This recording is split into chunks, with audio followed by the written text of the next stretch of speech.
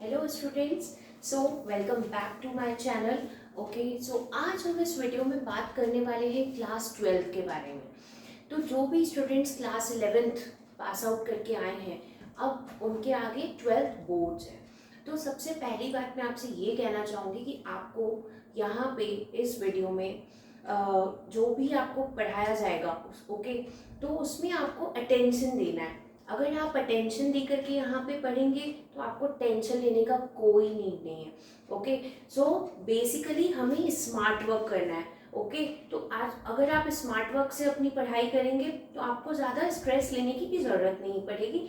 तो इसलिए यहाँ पे आप बिल्कुल गौर से देखिए, अपने नोट्स प्रिपेयर करिए, जो भी आपको बोर्ड पे लिखवाया जा रहा है। अगर आपको कुछ भी इंपॉर्टेंट लगता है पॉइंट्स, तो उसे हैंड टू हैंड अंडरलाइन करिए। ओके, तो आपको जब आप फ्यूचर में उन नोट्स को देखेंगे या जो भी आप उससे गो थ्रू करेंगे, तो आपके लिए बहुत ही ईजी वे में आपको पता चलेगा कि कौन सी चीज़ें इंपॉर्टेंट है, कौन सी चीज़ें आपको ज़्यादा अटेंशन से पढ़नी है।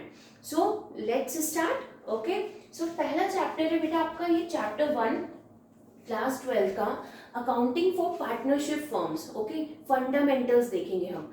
अब हमने पहले जब 11th में हम लोग सोल प्रोप्राइटरशिप पढ़ते हुए आए थे, ठीक है। अब आपका क्लास 12 है, तो अब हम क्या पढ़ रहे हैं? Partnership firms. अब सोल ट्रेडर मीन्स क्या होता था?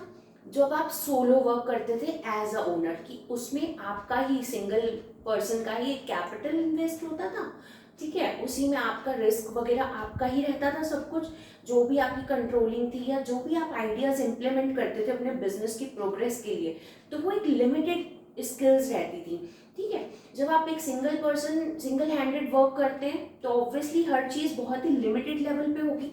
बट अगर आप इस चीज़ों को थोड़ा सा एक्सपैंड करना चाहते हैं, तो आप क्या कर सकते हैं? आप एक पार्टनरशिप फर्म क्रिएट कर सकते हैं। इससे क्या होगा कि आपके जो भी पार्टनर्स हैं, सपोज आप 4 पार्टनर्स हैं, okay, A B C and D। तो अब आपने 4 पार्टनर्स ने अपना अपना कैपिटल इन्वेस्ट किया। ओके, अब जो रिस्क हुआ बिजनेस का वो भी डिवाइड हो गया आप चारों में, ठीक है। तो इस तरीके से रिस्क डिवाइड हो गया, आपका कैपिटल इंक्रीज हो गया, आपके पास बहुत सारा फंड है एक अच्छा बिजनेस चलाने के लिए। ओके, आपके न्यू न्यू इनोवेटिव आइडियाज होंगे। जो 4 लोगों के आइडियाज हैं, बहुत इनोवेशंस आप कर सकते हैं अपने बिजनेस को एक्सपैंड करने के लिए। बहुत न्यू न्यू पॉलिसीज आप इंट्रोड्यूस कर सकते हैं। तो हर तरीके से आपको बेनिफिट ही बेनिफिट है। ओके, तो पार्टनरशिप जो होती है, वो पहली चीज कि वो म्यूचुअल फेथ एंड ट्रस्ट पे बेस्ड होती है। ओके, किस पे? म्यूचुअल ट्रस्ट पे। जब तक आप अपने पार्टनर्स पे ट्रस्ट ही नहीं कर पाएंगे, तो आप उनके साथ बिजनेस कैसे रन करेंगे? तो सबसे फोरमोस्ट इंपॉर्टेंट पॉइंट जो है वो है म्यूचुअल ट्रस्ट। ओके, ये जरूरी होना चाहिए आप पार्टनर्स के बीच में, ठीक है। ये mutual trust, it is very important point. Now अब हम देखते हैं डेफिनेशन क्या होती है पार्टनरशिप की। ओके, मीनिंग क्या होता है? तो सबसे पहली चीज तो मैं यहाँ पर आपको जो भी चीजें बता रही हूँ, प्लीज आप अटेंशन दीजिएगा उस पर। Okay, section 4 of the Indian partnership act 1932। भाई, जो इंडियन पार्टनरशिप एक्ट 1932 के जो सेक्शन 4 में ये डिफाइन किया गया है पार्टनरशिप को, कि पार्टनरशिप इज द रिलेशन। ये क्या है? एक रिलेशन ही हुआ, एक रिश्ता ही हुआ, ठीक है। तो ये रिलेशन है बिटवीन पर्सन्स। जब आप 4 पार्टनर्स मिलके कोई पार्टनरशिप फर्म चला रहे हैं, तो आपस में जब आपसे कोई पूछेगा कि आप क्या लगते हैं एक दूसरे के, तो obviously you will say that we are partners. Okay, हम पार्टनरी में बिजनेस कर रहे हैं। तो it is the relation between persons, okay, who have agreed to share the profits of a business। भाई, अगर आप कैपिटल इन्वेस्ट कर रहे हैं, आप रिस्क भी डिस्ट्रीब्यूट कर रहे हैं 4 लोगों के बीच में, हर चीज कर रहे हैं, तो आपका मोटिव भी यही होगा ना कि जो आपका प्रॉफिट आएगा वो भी शेयर होगा चारों में, ठीक है, A B C and D के बीच में। तो जो भी आप पार्टनर्स बिजनेस कर रहे हैं, उससे जो भी आपको प्रॉफिट्स मिल रहे हैं, ओके, तो वो आप क्या करेंगे? शेयर करेंगे। Okay, carried on by all, या तो आप चारों ही पार्टनर उसमें वर्क कर रहे हैं, ठीक है, सारे बिजनेस में इन्वॉल्व है, हर एक्टिविटीज में इन्वॉल्व है, या फिर any of them acting for all. भाई इस लाइन का बहुत ही इंपॉर्टेंट और बहुत ही प्रोफाउंड मीनिंग है जो कि आपको बहुत ध्यान से समझना पड़ेगा, ठीक है। तो इसका मतलब ये है कि सपोज कभी कभी क्या होता है कि ये A B C and D ये चारों पार्टनर्स हैं, ठीक है। अब हो सकता है कि ये चारों ही अच्छे से वर्क कर रहे हैं, है ना, ये अपना पूरा पूरा टाइम अपने बिजनेस को दे रहे हैं। या फिर कभी कभी ये भी हो सकता है कि जैसे बी सी डी इन लोगों ने अपना कैपिटल तो इन्वेस्ट कर दिया बिजनेस में, ओके, इन्होंने अपना कैपिटल इन्वेस्ट कर दिया, ये प्रॉफिट्स में भी अपना शेयर रख रहे हैं, ओके, और ये बाकी डिसीजंस जो लेने होते हैं बिजनेस से रिलेटेड ये उसमें भी अपना कंट्रीब्यूशन पूरा दे रहे हैं। बट जब बिजनेस रन करने की बारी आती है, मीन्स जब आपका जो भी कोई भी ऑपरेशंस करने की बारी आती है, okay, operations of a business होता है जिससे हम ऑब्वियसली इनकम अर्न करते हैं, तो उसमें इन तीनों का ज्यादा रोल प्ले नहीं हो रहा। तो मेनली वर्क कौन कर रहा है, आपका ए पार्टनर वर्क कर रहा है, ठीक है। तो ये इन सब के लिए भी वर्क कर रहा है, बी सी डी के लिए, ठीक है। तो हो सकता है कि इसको प्रॉफिट में शेयर ज्यादा मिलता हो because he is acting for all, okay, सबके लिए वर्क कर रहा है बी सी डी के लिए। भाई इन्होंने इन्वेस्ट तो कर दिया पर ज्यादा वर्क कौन कर रहा है, ए कर रहा है, तो ये भी इसका एक मीनिंग हो सकता है। तो share the profits of a business carried on by all, या तो सब कर रहे हो या फिर any of them acting for all, हो सकता है कि कोई एक चारों पार्टनर्स के लिए ही वर्क कर रहा हो, ठीक है। तो आई होप कि आपको यहाँ तक बहुत अच्छे से डेफिनेशन क्लियर हो गई है। अब मैं आपको एक इम्पॉर्टेंट पॉइंट बताने जा रही हूँ जो कि आपको बहुत अच्छे से ध्यान में रखना है। इससे रिलेटेड क्वेश्चंस भी आते हैं 1 मार्क्स में या 2 मार्क्स में, ठीक है, तो आपको बहुत ध्यान से ही देखना है। अकाउंटिंग व्यू, भाई अब अकाउंटिंग व्यू क्या होता है ये गौर से देखिएगा। जब हम पार्टनरशिप फर्म के अकाउंट्स मेंटेन करते हैं तो उसमें आपका हर पार्टनर का अलग अलग प्रॉफिट अलग अलग इंटरेस्ट कैलकुलेट होता है, ठीक है। जैसे आपने कैपिटल इन्वेस्ट किया बिजनेस में तो अब आपको उस पर इंटरेस्ट भी मिलेगा, ठीक है। आपने कोई ड्राइंग्स अपनी बिजनेस से निकाली, ठीक है, तो उस पर आपका ड्राइंग्स भी चार्ज होता है, मीन्स आप वो आईओ इंटरेस्ट ऑन ड्राइंग आप फर्म को अपनी तरफ से पे करेंगे, ठीक है। तो मतलब आईओसी जो हुआ वो आपकी एक इनकम हो गई पार्टनर की, आईओडी क्या हो गया, आपके लिए खर्च हो गया, एक्सपेंस हो गया जो कि आप फर्म को अपनी तरफ से दे रहे हैं। तो सेपरेट एंटिटी होती है, ठीक है। यहाँ पे हम अलग अलग अकाउंट्स बनाते हैं कि हमने यहाँ पे पर्टिकुलर्स लिख दिया, ठीक है। अब यहाँ पे आपने क्या करा, ए के लिए अलग बनाया, बी के लिए अलग, सी के लिए अलग, डी के लिए अलग, ठीक है। जब हम पार्टनरशिप फर्म के अकाउंट्स मेंटेन करेंगे तो हर एक प्रॉफिट हर एक पार्टनर का अलग अलग अकाउंट इस तरीके से मेंटेन किया जाता है। But legal point of view से सपोज कि हमारी जो पार्टनरशिप फर्म है वो इतनी ज़्यादा प्रॉब्लम में आ गई है कि वो बैंकरप्सी की स्टेज पर आ गई है, ठीक है। तो अब क्या होगा, आपने बैंक से लोन लिया था बट आपकी जो पार्टनरशिप फर्म है वो उसे पे करने के कैपेबल नहीं रही, ठीक है। तो आपका बैंकरप्ट हो गए आपकी पार्टनरशिप फर्म।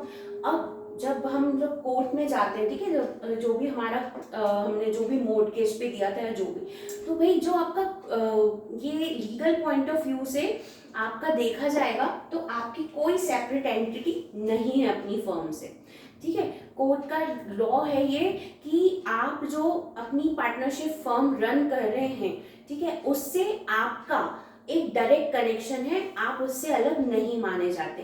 बिकॉज अगर आपका कोई सेपरेट एंटिटी होगा, जैसे सोल प्रोप्राइटरशिप में आपकी अलग एंटिटी होती थी, आपके फर्म की अलग एंटिटी होती थी, बट पार्टनरशिप फर्म में ये आपको सेपरेट एंटिटी नहीं मानते, आपको एक ही मानते हैं। सपोज अगर आपने वो आपकी पार्टनरशिप फर्म वो डेब्ट पे करने के लायक नहीं रही तो क्या करेगी, बैंक सीधा आपकी पर्सनल प्रॉपर्टीज पे आएगी, ठीक है। कि अगर आपके पास आपकी पार्टनरशिप फर्म के पास में इतना पैसा नहीं है कि वो हमारा लोन जो है वो पे बैक कर पाए, तो वो कहाँ क्लेम करेगी, आपकी पर्सनल प्रॉपर्टीज पे, आपकी घर पे भी कर सकती है, आपकी जो भी पर्सनल असेट्स हैं उनको बेच करके भी आपको वो लोन रीपे करना पड़ा तो करना पड़ेगा आपको, ओके। तो इसलिए वो बैंक जो है इसलिए लीगल पॉइंट ऑफ व्यू से वो आपको और आपकी एंटिटी को कभी भी सेपरेट नहीं अज्यूम करती है, आप उसके लिए आप दोनों एक ही एंटिटी हैं, okay. Is that clear now? So and now next topic is characteristics features of partnership. भाई आपने डेफिनेशन मीनिंग तो देख लिया, ओके अब ये होता कैसा है, ठीक है वो हम देखते हैं। कि सबसे फर्स्ट पॉइंट है टू और मोर पर्सन्स। तो भाई अगर आप सिंगल पर्सन तो हो गया सोल प्रोप्राइटरशिप, तो मिनिमम क्या होना चाहिए, 2 पर्सन्स तो एटलीस्ट होने ही चाहिए पार्टनरशिप फॉर्म करने के लिए, और मैक्सिमम 50। ओके तो 2 to 50 ये इसका नंबर है। Okay minimum 2 and maximum is 50। Now second point is agreement. अब अग्रीमेंट होना चाहिए। जब आप पार्टनरशिप फॉर्म कर रहे हैं तो आप पहले कुछ डिसीजंस लेंगे कि भाई कितना आपका शेयरिंग रेशियो होगा, प्रॉफिट्स किस रेशियो में आप शेयर करेंगे, ठीक है, या फिर आपका जो भी कैपिटल इन्वेस्ट है तो उस पर आप कितना आईओसी मतलब आप इंटरेस्ट जो ऑन कैपिटल है वो कितना चार्ज करेंगे। अगर आपने कोई बैंक की तरीके से बैंक से लोन ना लेकर के किसी पार्टनर ने अपनी फर्म में लोन दिया है तो उस पर जो इंटरेस्ट रेट होगा वो कितना होगा। तो ये कुछ पॉइंट्स होते हैं जिनकी रेट्स जो हैं आप पार्टनरशिप फर्म के फॉर्म होने से पहले ही डिसाइड कर लेते हैं। ओके तो ये डिसाइड होती है तो ये एक अग्रीमेंट ही हो गया काइंड ऑफ। अब ये ओरल भी हो सकता है, ये रिटन भी हो सकता है, ठीक है। तो ओरल हो सकता है बट ज़्यादा अच्छा कौन सा रहेगा आपके लिए, रिटन एग्रीमेंट। भाई ओरल अगर आपने ये जो एग्रीमेंट कर लिया फ्रेंड्स के साथ में आपने पार्टनरशिप करी, अभी तो वो सब लोग अग्री कर गए, बाद में हो सकता है कि उसमें से कोई पार्टनर डिनाई कर जाए, नहीं आपने तो 6% नहीं बोला था 7% बोला था, ठीक है, बट वो आपका क्या कर दे कि आपने जो भी रेट डिसाइड किया था उसको कम बता दे या कुछ भी डिनाई कर सकते हैं वो पार्टनर्स। तो इट इज़ वेरी वेल कि अगर आप उस एग्रीमेंट को रिटर्न में लें, ठीक है, तो वो साइन भी होता है सारे पार्टनर्स के थ्रू, तो आपका एक रिटर्न एग्रीमेंट बहुत ही एविडेंस की तरह वर्क करता है आपके लिए। Now third point is existence of business and profit motive. अब ऑब्वियसली आप कोई नॉन प्रॉफिट ऑर्गेनाइजेशन तो चला नहीं रहे पार्टनरी में, ओके तो आपका मेन मोटिव क्या है कि आप एक बिजनेस रन कर रहे हैं जिससे आपको प्रॉफिट होगा और वो प्रॉफिट आपका शेयर होगा among all the partners. Okay now fourth point is sharing of profits. तो भाई अगर आपका प्रॉफिट्स कोई भी रेशियो अगर आपने डिसाइड कर लिया है कि सपोज आपने 4 पार्टनर्स का रेशियो डिसाइड कर लिया 4:3:2:1 जो भी आपने डिसाइड कर लिया, ठीक है, तो उस अकॉर्डिंग ये प्रॉफिट्स जो है वो बाद में शेयर हो जाते हैं। और अगर कोई भी पार्टनरशिप डीड आपने नहीं साइन करी है तो फिर पार्टनर्स के जो प्रॉफिट्स होते हैं वो हमेशा इक्वली शेयर किए जाते हैं, ठीक है। तो जैसा भी आपका प्रॉफिट होगा वो किस में शेयर हो जाएगा, इक्वली शेयर हो जाएगा 1:1:1। ओके इस तरीके से ये इक्वली शेयर हो जाते हैं। Now fifth point is relationship of principal and agent. अब भाई ये बहुत ध्यान से देखिएगा ये point, this is the most important point. Okay so principal कौन होता है कि अगर जो भी एक आपके 4 पार्टनर्स हैं, ओके तो उसमें जो भी पार्टनर है ना के 4 पार्टनर्स वो एज अ प्रिंसिपल भी वर्क करेंगे, एज एन एजेंट भी वर्क करते हैं। तो प्रिंसिपल कैसे हुए कि अगर आपको उस पार्टनर ने कोई भी डिसीजन बोला कि मेरा इस चीज को लेकर के ये डिसीजन है, तो जो बाकी के 3 पार्टनर्स हैं, ठीक है, तो उन्हें वो डिसीजन मानना पड़ेगा, सुनना पड़ेगा, ठीक है। हो सकता है कि वो अपने ओपिनियंस दे दें बाद में, एज एन एजेंट भी वर्क करते हैं।